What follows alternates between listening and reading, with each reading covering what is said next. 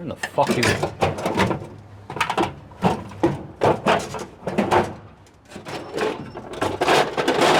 Oh, there it is. Are you looking for how to set up your mobile workshop? Well, I could not find anything on it, so I decided that I would make a video on just how I've set mine up. There's a lot of things that need to be changed or finished, but it's a rough idea if someone's looking to set up the same thing, and it might help you out. So we've got this 3mm plate folded up just to put batteries on, and then we made this bracket up just to hold an argon bottle because we do mobile fabrication and a bit of TIG welding.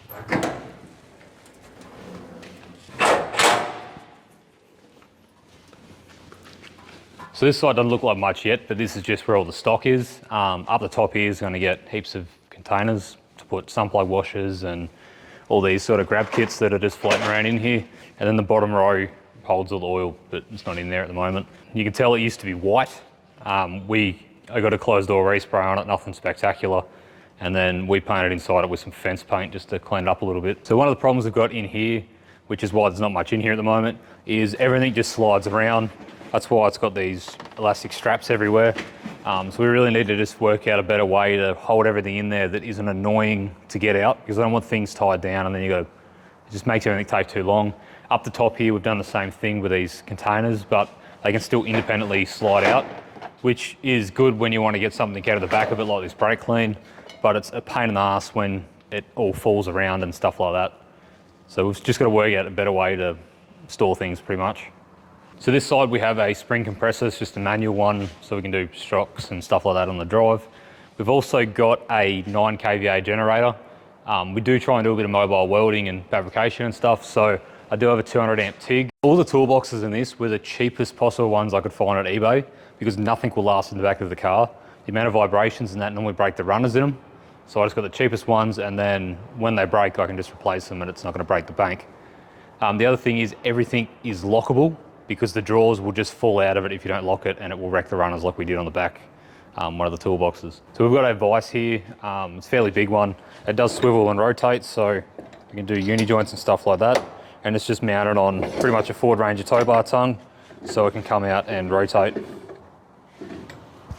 It's not the most rigid thing, but it is pretty good. Like, I have done uni joints and pressed things out on it and stuff like that, so it works all right.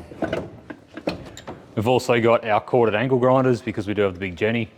They're just mounted on this eBay holder. It's not the best, but it seems to hold them all right. And then we've got a power board with 240 volt. The wiring is a bit messy in it, but it still works. We've got cigarette lighter sockets for the Ingle, plus an inverter if we want to charge our cordless batteries and stuff like that without having to start the generator. We do have a 12 volt sandwich press for Smoko, as well as the TIG foot pedal and leads. So when I set this up, I wanted everything in its own individual section. So we've got like a fabrication side, a storage side, and then this end here is the mechanical side. So when we pull up to a car, pretty much we face this, we'll back this into the car, and then this has everything to do anything mechanical. I didn't touch on the other side, but we've also got like this garage flooring in it. The bottom of this truck is only plywood. And then this way, if we spill something or just dirt and that, it will just settle to the bottom, so everything stays a bit cleaner. But these are toolboxes I was saying. These are just eBay specials. They were the cheapest ones I could find. I did forget to lock them, and it broke the runners in this drawer here. As you can see, it just flops around. But I'd rather spend $100 on a toolbox than a couple of grand, and it does the same thing. So in the back here, we have everything from like just general hand tools to more like specialty tools, like for doing ball joints or testing fuel pressure and stuff like that. Up the top here in this box is more our diagnostic sort of stuff. So we've also got our jack stands. These ones actually have lockable pins so the car doesn't fall on us.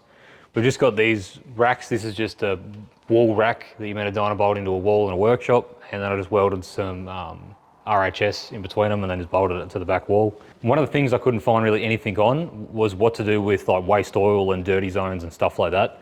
A lot of the videos I found, they just chuck shit in a box or whatever. So I got this, this is just 3mm alley that's been folded up, and then I welded some legs on it.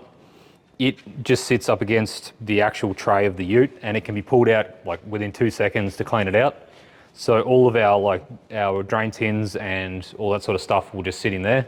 At the back here, this is actually a cat litter or a cat feed box that has a removable lid. We've pretty much just lined inside it, so we can chuck oil filters and stuff in there. They will drain out and not make any mess. It's covered in grease, and that because the grease gun I have is rubbish and leaks everywhere. And we also had one of our hose reels fall on it and smash it.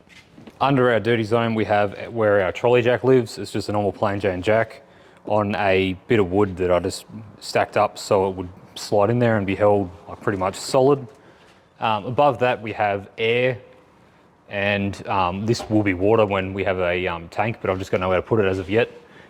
This is just a little controller that can control the compressor, and there was lights in the back here, but when the hose reel fell off the top, it kind of pulled all the wiring out and ruined it. We had a real issue with room, so all the sockets are on these like socket holding racks.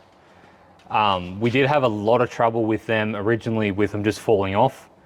They twist to lock, but the actual rails themselves weren't strong enough on the magnets and they would just all fall off. So everything has been Celasticed on there. They're not sticker flexed or anything like that. It literally is black bathroom Celastic. So if I have to remove them, it can just be peeled off. But so far they've stayed on there and haven't moved.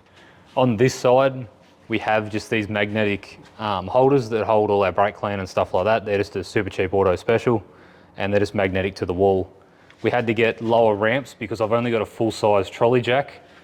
I do a lot of forward drive stuff, so a low profile one normally doesn't lift high enough. So we've just got ramps that fit perfectly in the side there. So all of our tools in here, our sockets and extensions and that used to be in nice little neat things because I like everything to look pretty neat. And it lasted probably a week and everything just moved around. Our spanners are in magnetic holders, but they just continuously jump back into the next one. So that's about it pulled out and they'll just be thrown in that drawer. The only thing that tends to stay in its place at the moment are the actual pliers and stuff like that. They're in just these eBay special holders. Nothing else stays there, everything, it just moves too much. So I've got these mats, it's just like a thin padded mat to lay on, because a lot of times you can't get a creeper or the ground's uneven or something like that. And then I've got a bigger PVC mat that I just lay under the car, and that way if you spill any oil or you do a fuel filter or something like that, if it spills on the mat, it doesn't mess up the driveway or ground. If I was going to do this again, instead of getting toolboxes with physical locks on them, I would just go for one like this top one.